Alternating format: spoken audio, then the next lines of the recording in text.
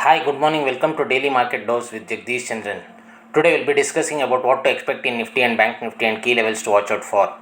Last few days we have seen markets sliding with Nifty and Bank Nifty IT index witnessing heavy selling pressure. Broader markets too witness selling pressure with market breadth turning negative and weak. All sectorial indices witnesses selling pressure.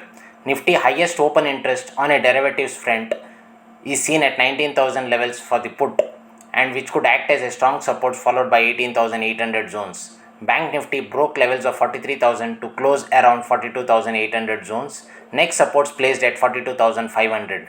Overall, to summarize, market technically is in oversold zone and in strong bear's grip.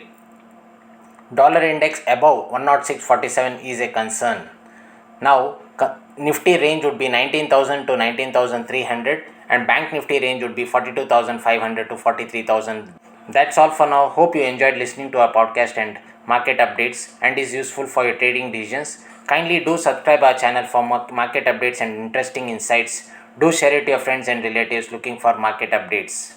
Thank you. Happy investing and safe trading. Take care.